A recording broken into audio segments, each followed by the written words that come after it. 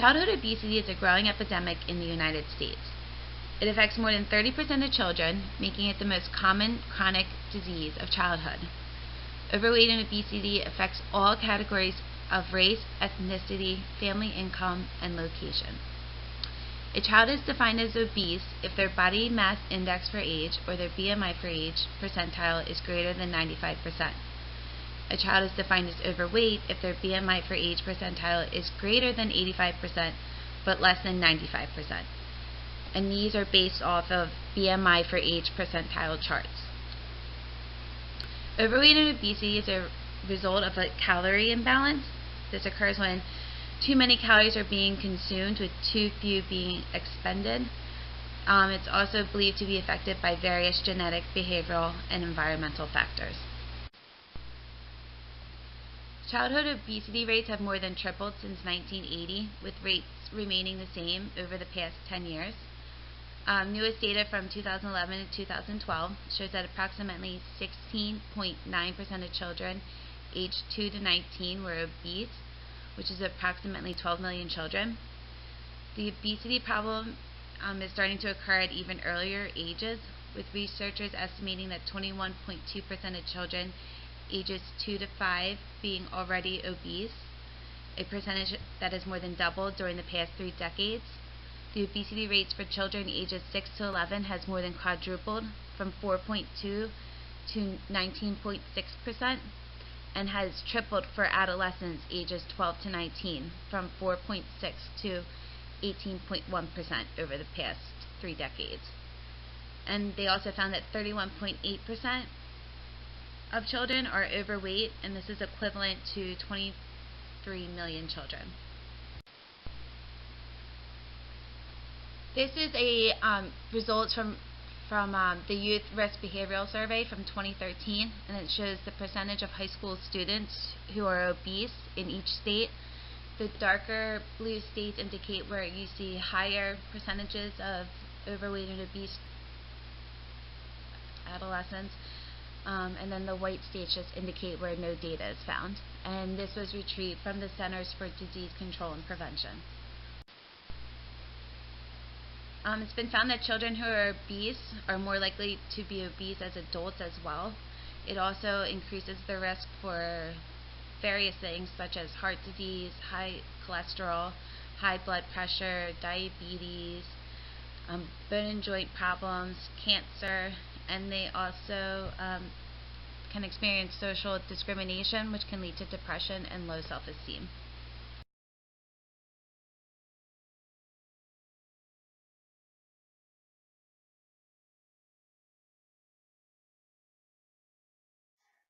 Below are interpersonal level determinants of childhood obesity. First, types of food available at home. The food that are available at home could differ depending on cultural issues, religious beliefs, or geographical and climate issues. Next, family TV viewing. Each family could have different policies of TV viewing. Next, parents' food preferences. Parents' weight status, parents' encouragement of child activity, child feeding practices, nutritional knowledge, peer and sibling interaction, parent monitoring of child TV viewing, parents' dietary intake, and parents' activity patterns.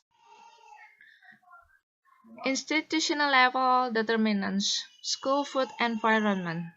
Each school could have different policies on food at school. Then next, school physical exercises policy, availability and accessibility to physical exercises, facilities and equipment at school, faith organization food preferences, availability of education program from healthcare institutions on nutrition knowledge, parents' employment time constraints. Some parents could be required to spend longer hours at the office that could influence children food choices at home. In this portion of the presentation, I'll be addressing the community level of the social ecological model. Two significant impacts that I'll be focusing on the community are schools and neighborhoods. In the schools, the education and learning environment will set the standards for students either positively or negatively. What type of physical activity and physical education is being implemented in Mississippi schools, and how can it be improved? What is the food environment like? What types of foods are being offered at school, in the cafeteria, and in between class? The availability of sugary beverages and vending machines is a big concern, not just in Mississippi, but nationwide. Research has showed that obese and overweight high school students miss more school days and actually show lower academic performance. There was a 2005 survey which was conducted by the Children and Youth Prevalence of Obesity, and it reported that children at almost every grade level showed increasing prevalence of overweight and obesity.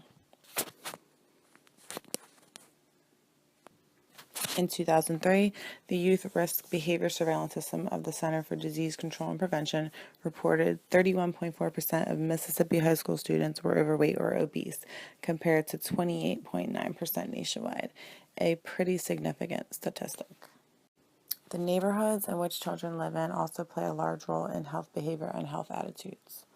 The proximity to schools, parks, walking paths, and shopping centers all can be barriers to living a healthy lifestyle. An increase in traffic, fast food locations, decreased space for recreation, sidewalks.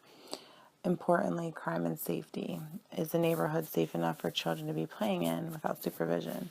Most of the time, if it's not, parents would rather have their children in home, which can lead to a sedentary lifestyle. The fifth level of the social ecological model is the social and policy determinant level. Communities can provide an excellent level of support and motivation to be healthy and active. In lower income communities, limited social opportunities are there because of the lack of safety and resources within those environments.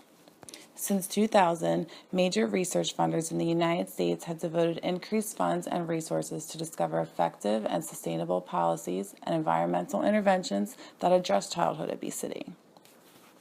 Mississippi specifically has received funding through the National Governors Association to address the high rates of childhood obesity through a program called Preventing Obesity with Every Resource, also known as POWER.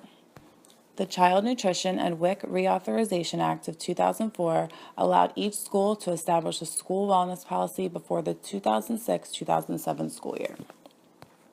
Food marketing standards in schools were affected by the 5-Star Food Grant, which was awarded by the Bauer Foundation. This increased consumption of fruits and vegetables in Mississippi public schools.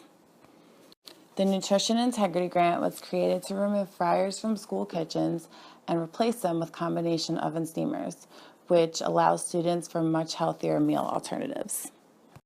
The Committed to Move grant provided school districts in Mississippi curriculum, training, and up to $9,400 to purchase physical education equipment and resources to assist in complying with the Mississippi Healthy Students Act. The establishment of these policies have been successful in making positive changes in the last decade, addressing the epidemic of childhood obesity across the country. Specifically in Mississippi, studies continue to be performed in hopes of influencing a healthy lifestyle while changing health behaviors and attitudes of Mississippi's youth.